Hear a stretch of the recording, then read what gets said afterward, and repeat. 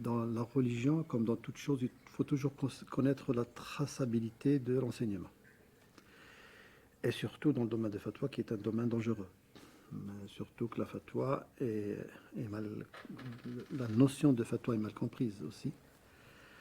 Les gens ne font pas la distinction. Une fatwa est une sentence. Beaucoup de gens qui font des fatwas sur Internet,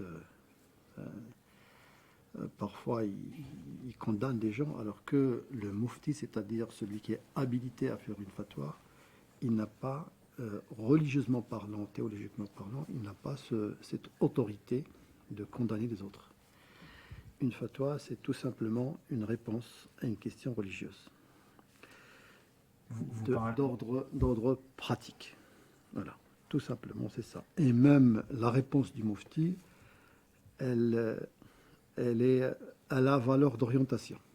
Il ne peut même pas imposer sa réponse à la personne qui lui pose la question. Est-ce que vous estimez qu'il y a un problème dans la formation des imams en France? Alors oui, il y a un problème de formation des imams en France, c'est une très grande question. D'abord, les imams en France, de France, doivent être formés en France. Le fait de les former en dehors de la France, ça crée plein de problèmes. C'est-à-dire qu'on va avoir des imams qui ne connaissent pas le contexte français ou le contexte européen en général.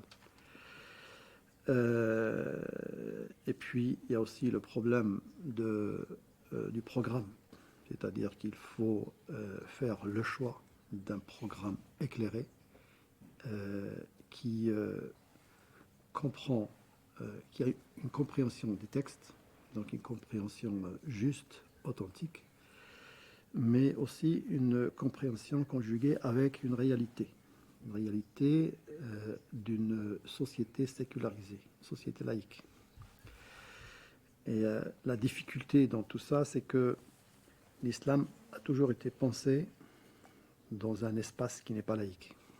C'est peut-être chose inédite aujourd'hui, et c'est pour ça d'ailleurs que ce travail-là a tout son, on va dire, son importance. C'est que on va expérimenter, hein, c'est une nouvelle expérience qui s'ouvre aux docteurs spécialistes dans la théologie de trouver l'enseignement nécessaire pour qu'il soit en adéquation avec une société sécularisée.